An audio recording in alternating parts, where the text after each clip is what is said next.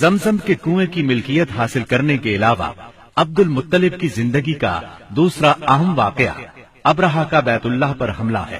تاریخ میں اس کو واقعہ فیل کے نام سے یاد کیا جاتا ہے۔ ابرہہ ایک عیسائی سردار تھا۔ شاہ حبشہ نجاشی کی طرف سے یمن کا حاکم تھا۔ اس نے دیکھا کہ اہل عرب حج کے لیے مکہ مکرمہ جاتے ہیں اور خانہ کعبہ کا طواف کرتے ہیں، تو اس نے عیسائی مذہب کے نام پر یمن کے شہر صنعاء میں ایک عالیشان گرجا بنوایا۔ عرب میں اس گرجا کی خبر مشہور ہو گئی۔ قبیلہ کنانہ کا ایک آدمی وہاں گیا اور گرجا میں گندگی پھیلا کر بھاگ آیا۔ ابرہہ نے غصے میں آ کر قسم کھائی کہ کعبے کو ڈھا کر دم لے گا۔ چنانچہ وہ ایک لشکر جرار لے کر مکہ مکرمہ کی طرف روانہ ہوا۔ راستے میں عرب کے جس قبیلے نے بھی مزاحمت کی، ابرہہ نے اسے تہہ تیغ کر ڈالا، یہاں تک کہ وہ مکہ معظمہ کے قریب پہنچ گیا۔ وہاں کے لوگوں کو اپنے ارادے سے خبردار کرنے کے لیے اس نے اہل مکہ کے جانور پکڑ لیے۔ ان جانوروں میں عبد المطلب کے 200 اونٹ بھی تھے۔ عبد المطلب کو ابرہہ کی چڑھائی کی خبر ملی تو وہ خانہ کعبہ کی دیواروں سے لپٹ گئے اور رو پڑے، اللہ سے اپنے گھر کی حفاظت کی دعا کی۔ قریش کے چند سرداروں کو لے کر ابرہہ سے ملنے کے لیے گئے اور اس سے اپنے اونٹوں کی واپسی کا مطالبہ کیا۔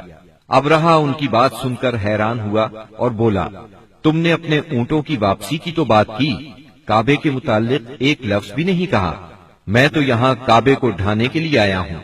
عبد المطلب نے جواب دیا، اونٹ میری ملکیت ہیں، اس لیے ان کی رہائی کے لیے چلا آیا۔ کعبے کا مالک اللہ ہے جو اپنے گھر کو بچانے کی پوری طاقت رکھتا ہے۔ ابرہہ نے ان اونٹوں کی واپسی کا حکم دے دیا۔ یہ اپنے اونٹ لے کر مکہ معظمہ واپس آ گئے۔ 60-70 ہزار کا لشکر تھا اور اس میں 9 یا 13 ہاتھی تھے۔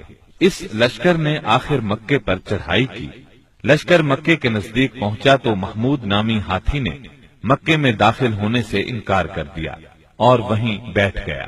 ایسے میں اچانک بحر کلزم کی طرف سے پرندوں کا ٹڈی دل نظر آیا۔ ان کے پنجوں اور چونچوں میں کنکریاں تھیں۔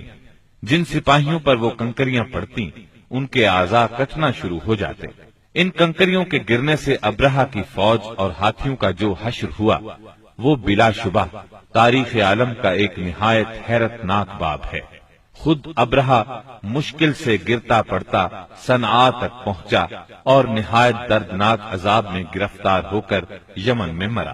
عربوں کے ہاں اس سال کو عام الفیل کہتے ہیں۔ ایک مدت تک یہی تقویمی سال شمار ہوتا رہا۔ قرآن کریم میں یہ واقعہ سورہ فیل میں بیان ہوا۔